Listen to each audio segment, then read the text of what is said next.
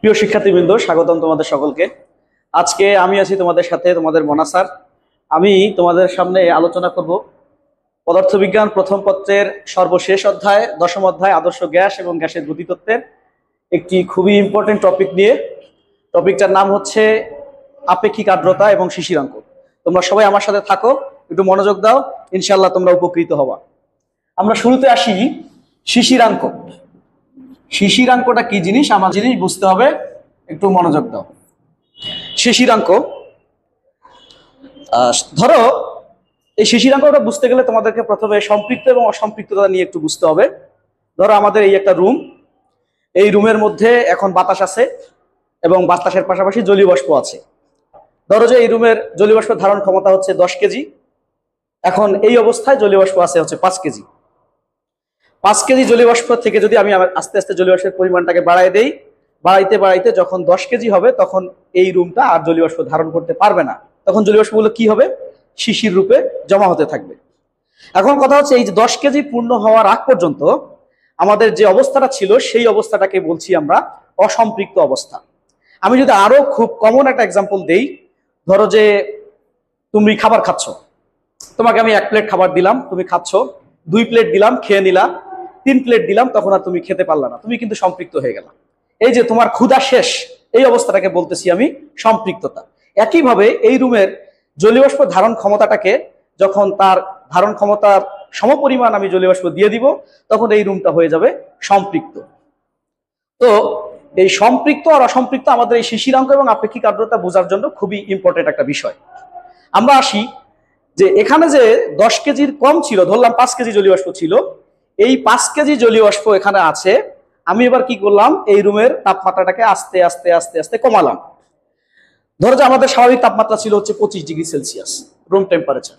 এখন আমি যদি তাপমাত্রাটাকে আস্তে আস্তে কমাই দেই, কমাইতে কমাইতে কমাইতে কমাইতে এমন একটা তাপমাত্রায় আমরা পৌঁছে যাব যেই তাপমাত্রায় এই 5 কেজি জলীয় বাষ্প দিয়েই রুমটা সম্পৃক্ত হয়ে যাবে। সেই তাপমাত্রাটা হচ্ছে আমাদের জন্য খুবই ইম্পর্টেন্ট। আমরা সেই তাপমাত্রাটাকে বলছি শিশিরাঙ্ক। তাহলে কি দাঁড়ালো? শিশিরাঙ্ক হচ্ছে কোনো স্থানের বায়ুতে উপস্থিত জলীয় বাষ্প দ্বারায় যে তাপমাত্রায় ওই স্থানটি সম্পৃক্ত হয় সেই তাপমাত্রাটাকে আমরা বলছি শিশিরাঙ্ক। ক্লিয়ার? তার মানে যে তাপমাত্রায় ওই স্থানে উপস্থিত জলীয় বাষ্প দ্বারাই ওই স্থানটি সম্পৃক্ত হবে তাকেই আমরা বলছি শিশিরাঙ্ক। এবারে আসি আমরা আপেক্ষিক আর্দ্রতা। আপেক্ষিক আর্দ্রতা বুঝতে গেলে শিশিরাঙ্কটাও ইম্পর্টেন্ট। আপেক্ষিক আর্দ্রতা কি জিনিস আমি আগে লিখে নেই। আপেক্ষিক আর্দ্রতা,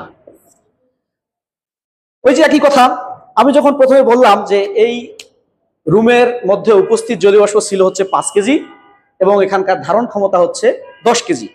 তো 5 কেজি জলীয় বাষ্প এখানে যখন আসে, এই 5 কেজি জলীয় বাষ্পের একটা নিশ্চয়ই চাপ আছে। তোমরা জেনে রাখবা জলীয় বাষ্পের ভর এইটা ডিরেক্টলি প্রপোর্শনাল টু হচ্ছে জলীয় বাষ্পের চাপ।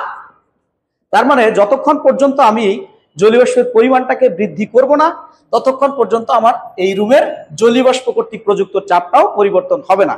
এখন কথা হচ্ছে, আমার এখানে 5 কেজি জলীয় বাষ্প আছে, এই 5 কেজি জলীয় বাষ্প যে পরিমাণ চাপ দিবে সেই চাপ, এবং যখন এই রুমটাকে সম্পৃক্ত করব তখন যে পরিমাণ চাপ দিবে, নিশ্চয়ই এই 2 চাপের মধ্যে পার্থক্য আছে। আমাদের আপেক্ষিক আর্দ্রতাটা হচ্ছে এই 2 চাপের মধ্যে রেশিও। আরো যদি ভালো করে বলি, আপেক্ষিক আর্দ্রতাটাকে আমরা প্রকাশ করতে চাই হচ্ছে আর দিয়ে। আমি আগে ইকুয়েশনটা লিখছি।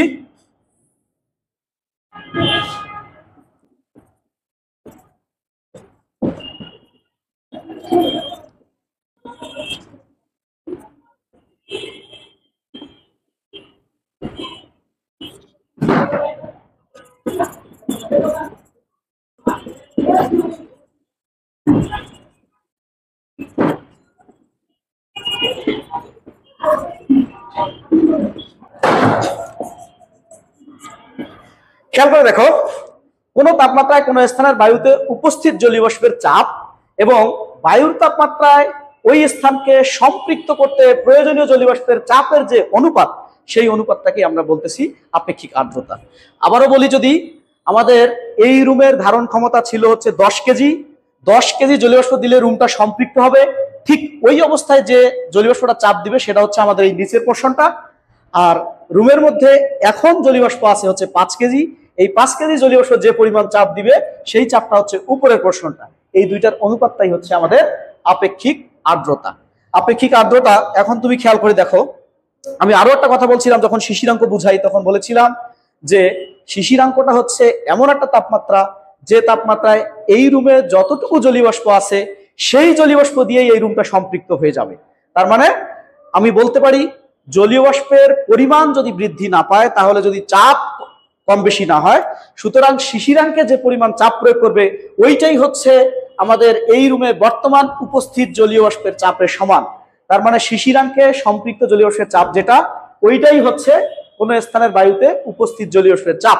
তার মানে এই জিনিসটাকে আমি এভাবেও লিখতে পারি, শিশিরাঙ্কে সম্পৃক্ত জলীয় বাষ্পের চাপ। শিশিরাঙ্কে সম্পৃক্ত জলীয় বাষ্পের চাপ ডিভাইডেড বাই বায়ুর তাপমাত্রায় ওই স্থানকে সম্পৃক্ত করতে প্রয়োজনীয় জলীয় বাষ্পের চাপ। এটাই হচ্ছে এখানে থাকবে, বায়ুর তাপমাত্রায় ওই স্থানকে সম্পৃক্ত করতে প্রয়োজনীয় জলীয় বাষ্পের চাপ। এটাই হচ্ছে আমাদের আপেক্ষিক আর্দ্রতা। আমি যদি শিশিরাঙ্কে সম্পৃক্ত জলীয় বাষ্পের চাপ এই জিনিসটাকে ছোট হাতের এফ দিয়ে ডিনোট করি এবং বায়ু তাপমাত্রায় ওই স্থানকে সম্পৃক্ত করতে প্রয়োজনীয় জলীয় বাষ্পের চাপটাকে যদি আমি বড় হাতের এফ দিয়ে প্রকাশ করি, তাহলে এই দুইটা রেশিওটাকেই আমি বলবো রিলেটিভ হিউমিডিটি অথবা আপেক্ষিক আর্দ্রতা। যদি আমি এটাকে 100% দিয়ে গুণ করে দেই, তাহলে আমাদের এই আপেক্ষিক আর্দ্রতাটা আমরা পাবো হচ্ছে পার্সেন্টেজে।